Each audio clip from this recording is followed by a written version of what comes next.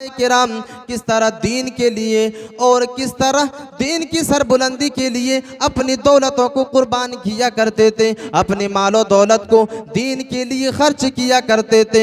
हजरत उमर फारूक रज़ी अल्लाह तआला अन्हु आखिरी नबी जनाब मोहम्मद रसूलुल्लाह सल्लल्लाहु अलैहि वसल्लम के पास जाते हैं और आखिरी नबी जनाब मोहम्मद रसूलुल्लाह सल्लल्लाहु अलैहि वसल्लम से अर्ज़ करते हैं, क्या अल्लाह के नबी, ऐ मेरे नबी, मुझे एक ज़मीन मिली है और इतनी कीमती है कि आज तक इतनी कीमती दौलत मुझे नहीं मिली थी।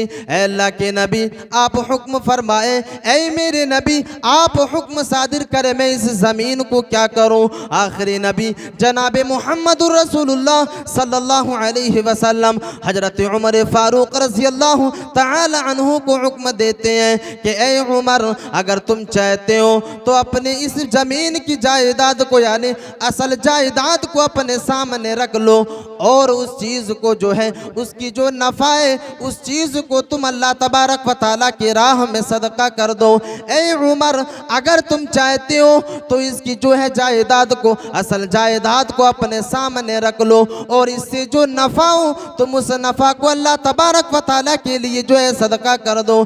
मेरे अजीज साथियों, हजरत उमर फारूक रज़ी अल्लाह तआला अन्हु उस ज़मीन को सहाबाए किराम के लिए वक्फ कर देते हैं और हजरत उमर फारूक रज़ी अल्लाह तआला अन्हु सहाबाए किराम के दरमियान में ऐलान करते हैं कि ऐ लोगों, इस ज़मीन को किसी की मिल्कियत में नहीं दी जाएगी, इस ज़मीन को जो है हिबा नहीं की जाएगी, बल्कि इस ज़मीन को गरीबों के लिए, इस ज़मीन को मिस्कीनों के लिए, इस ज़मीन को फुकरा व मसाकीन के लिए वक्फ कर दी जाएगी। और हजरत उमर फारूक रज़ी अल्लाह तआला अन्हु ने उस ज़मीन को गरीबों के लिए वक्फ कर दिया, उस ज़मीन को गरीबों के लिए, उस ज़मीन को गुलामों को आज़ाद कराने के लिए उस ज़मीन को वक्फ कर दिया।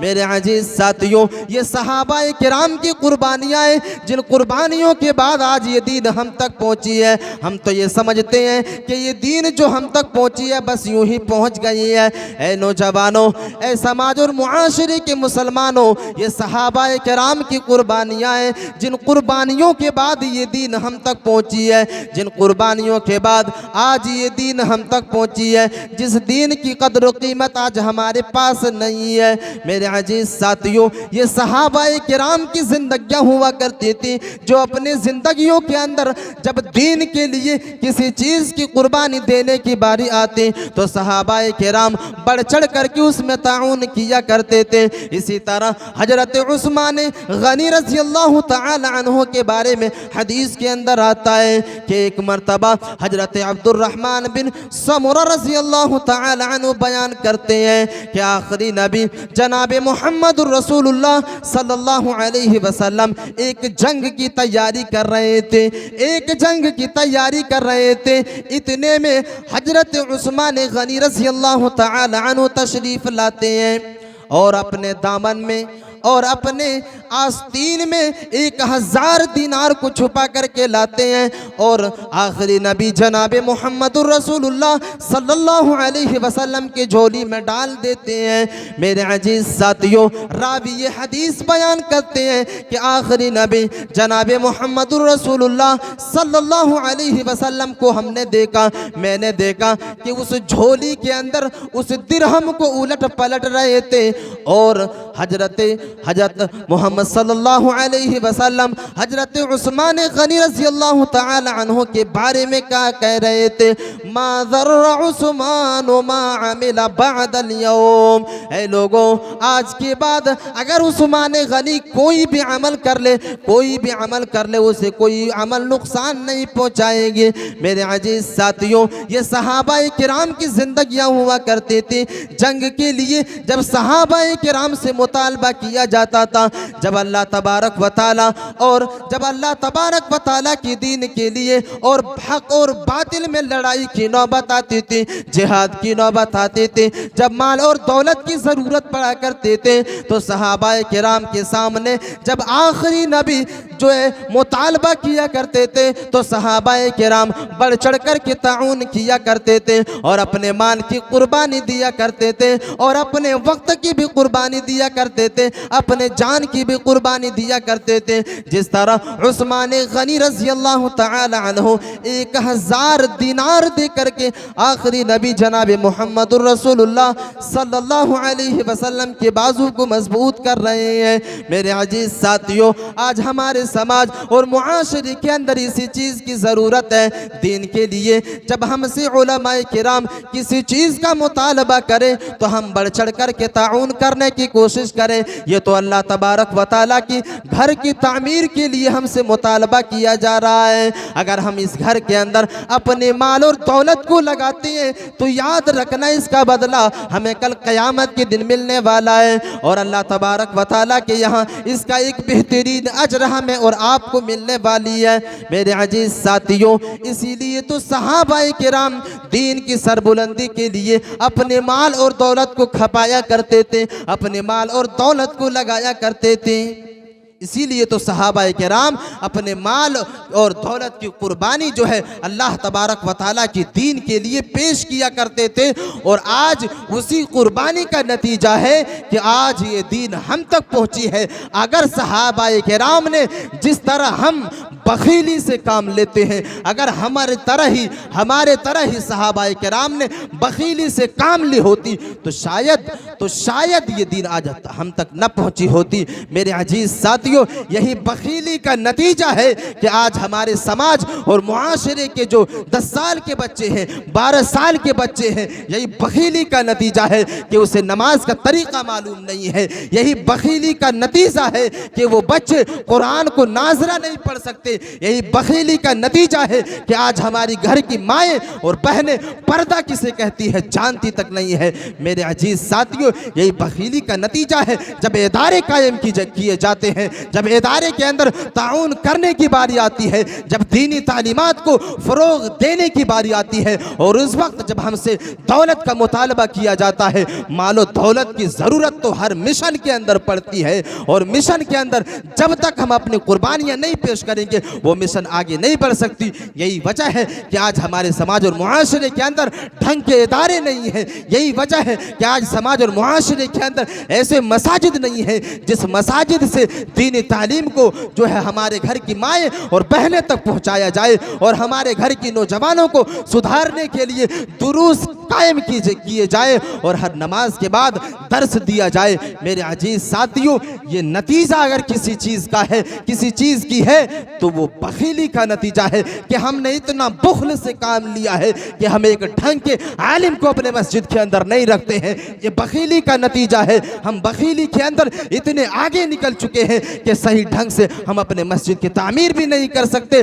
और अपने इदारे को मजबूत भी नहीं कर सकते। मेरे अजीज साथियों, अगर इसी तरह की बखीली से सहाबाए किराम ने काम लिया होता तो आज खुद अंदाज़ा लगाए कि आज हम और आप किस दहाने पर खड़े होते, किस दहाने पर खड़े होते। सहाबाए किराम की तो ये माली कुर्बानियाँ हैं। सहाबाए किराम अपनी जान की भी कुर्बानी दिया करते थे। सहाबाए किराम अपनी जान की कुर्बानी इसी दीन की सरबुलंदी के लिए दे दिया करते थे, इसी दीन को जो है बुलंद बनाने के लिए। और अल्लाह तबारक व तआला की राह में जब हक और बातिल की लड़ाई जब पेश आती थी तो सहाबाए किराम अपनी जान की बाजी लगाने में पीछे नहीं हटा करते थे और अपनी जान की कुर्बानी दे दिया करते थे। और वो सहाबाए किराम अपनी जान की कुर्बानी देने के बाद भी ये कहा करते थे कि ये जान दी हुई उसी की थी, लेकिन हक तो ये था कि हक अदा न हुआ। ये सहाबाए किराम है, ये सहाबाए किराम की जिंदगी है। यही वजह है कि अल्लाह तबारक व तआला ने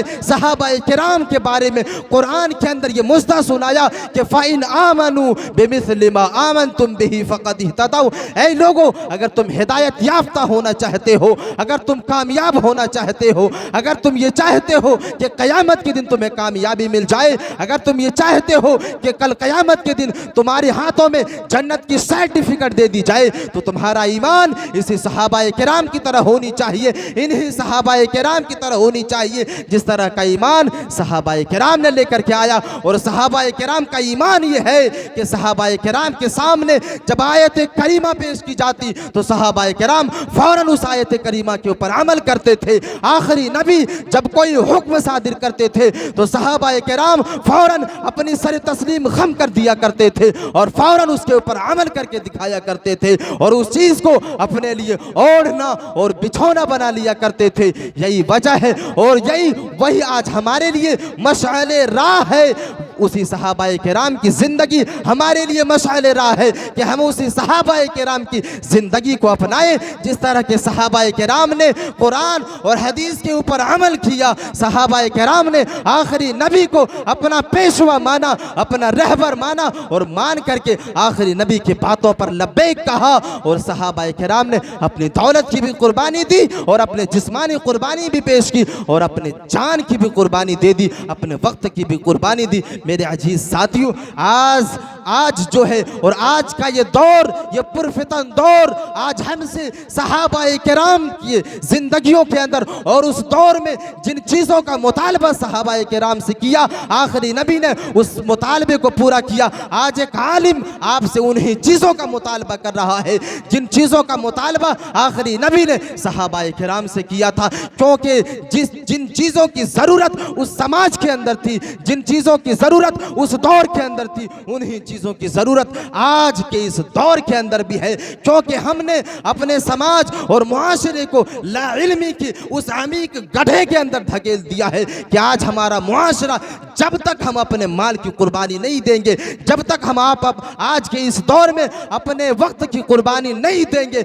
हम अपने समाज को गुमराही के इस दलदल से नहीं निकाल सकते और लाइल्मी के इस अमीक गड्ढे से नहीं निकाल सकते। जब तक हम अपने वक्त की कुर्बानी नहीं देंगे, जब तक हम अपने माल और अपने दौलत की कुर्बानी नहीं देंगे, क्योंकि आज उन्हीं चीज़ों की ज़रूरत हमारे समाज और मुआशरे के अंदर है। मेरे अजीज साथियों, हक और बातिल के अंदर जब लड़ाइयाँ हुआ करती थी तो एक आवाज़ पर सहाबाए किराम मैदान कारज़ार में छराग लगा दिया करते थे, कूद दिया करते थे और अपनी जान की कुर्बानी दे दिया करते थे। ये सहाबाए किराम की ज़िंदगी है। मेरे अजीज साथियों, एक हदीस के अंदर आता है हजरत हनज़ला रज़ियल्लाहु तआला अन्हु के बारे में, एक मर्तबा एक मुनादी की आवाज़ आती है, एक आवाज़ देने वाला आवाज़ देता है, एक आवाज़ देने वाला आवाज़ देता है और ये आवाज़ दे रहा है कि ऐ लोगों, ऐ मर्द मुजाहिद, वो कौन नौजवान है जो अल्लाह तबारक व तआला की दीन की सरबुलंदी के लिए मैदान जंग के लिए निकलता है? कौन वो बहादुर है, कौन वो वन मैन आर्मी है जो अल्लाह तबारक व तआला की दीन के लिए और उस दीन की सरबुलंदी के लिए और हक और बातिल की लड़ाई में अल्लाह तबारक व तआला की दीन की सरबुलंदी की खातिर मैदान जंग के लिए निकलता है? ये आवाज़ हजरत हनज़ला रज़ियल्लाहु तआला अन्हु के कानों से टकराती है और ये वो हनज़ला है जो अभी नौजवानी की दहलीज पर पहुंचा है। उसकी आज ही नई नवेली शादी हुई है, आज ही उसने शादी की है और अपने बीवी के साथ शबी जुफाफ मना रहे हैं। ऐसे वक्त में हजरत हनज़ला रज़ियल्लाहु तआला अन्हु से ये आवाज़ टकराती, कानों से ये आवाज़ टकराती है।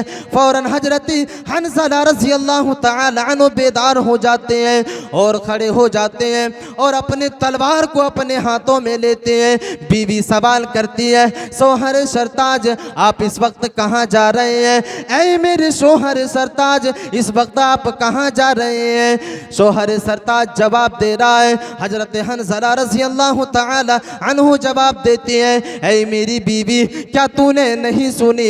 एक नौजवान को, मर्द मुजाहिद को मैदान जंग के लिए आवाज़ दिया जा रहा है, मैदान जंग के लिए बुलावा आ रहा है। ऐ मेरी बीवी, मैं तो हक और बातिल की लड़ाई में लड़ने के लिए जा रहा हूँ, इस दीन की सरबुलंदी के लिए, दीन इस्लाम की सरबुलंदी के लिए मैं मैदान जंग के लिए जा रहा हूँ। मेरे अजीज साथियों, हदीस के अंदर आता है कि हजरत हनज़ला रज़ियल्लाहु तआला अन्हु मैदान जंग के अंदर चले जाते हैं और मैदान जंग के अंदर जाने के बाद इस तरह जवा मर्दी के साथ मैदान जंग में लड़ते हैं और इस तरह कुफारों मुशरिकीन के दरमियान में घुस जाते हैं और कुफारों मुशरिकीन को जहन्नम वासिल करने के बाद वो खुद भी मैदान जंग में शहीद हो जाते हैं और अपनी जान की कुर्बानी दे देते हैं। अपने जान को भी अल्लाह तबारक व तआला की राह में कुर्बान कर दिया करते हैं। मेरे अजीज साथियों, ये सहाबाए किराम की ज़िंदगी है। ऐ नौजवानों सुन लो,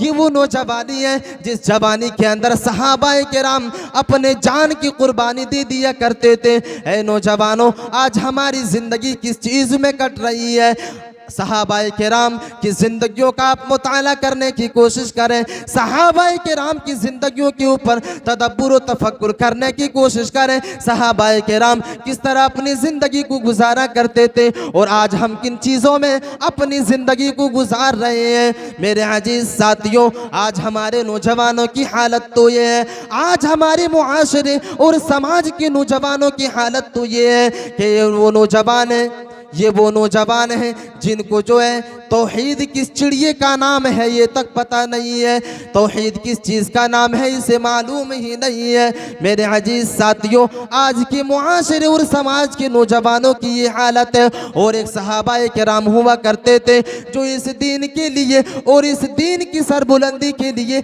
अपने जान की भी कुर्बानी दे दिया करते थे और इस दीन के लिए अपने जान को अल्लाह तबारक व तआला की राह में कुर्बान कर दिया करते थे। अपनी जान की कुर्बानी सहाबाए किराम, और सहाबाए किराम में वो सहाबाए किराम जो नौजवानी के दहलीज पर अभी कदम रखे हैं, वो नौजवान इस दीन के लिए और इस दीन की सरबुलंदी के लिए अपनी जान की कुर्बानी दे रहे हैं। मेरे अजीज साथियों, अंदाज़ा लगाने की कोशिश करें कि अल्लाह तबारक व तआला ने किस तरह के ईमान को अता किया था कि जवानी की दहलीज पर भी एक इंसान अल्लाह तबारक व तआला की दीन के लिए निकल रहे हैं और अपनी जान की कुर्बानी भी दे रहे हैं। और आज के दौर के हमारे एक नौजवान है कि मस्जिद के मीनारे से आवाज आती है, हय्या अलस सलाह हय्या अलल फलाह। ऐ नौजवानों, ऐ नौजवानों, ऐ लोगों, ऐ समाज और मुआशरे के लोगों, आओ नमाज की तरफ, आओ कामयाबी की तरफ, फलाह की तरफ। और कामयाबी की तरफ बुलाने के बावजूद ये आज हो कि हमारे मुआशरे के नौजवान हैं कि चाय खानों में बैठ करके अपने वक्त को ज़ाय और बर्बाद कर दिया करते हैं। और ये वो नौजवान है जो नौजवान आज सट्टेबाजी जैसे एप्लीकेशन के अंदर फंसा हुआ है। ये वो नौजवान है जो किस्त के ऊपर मोबाइलें निकाला करते हैं।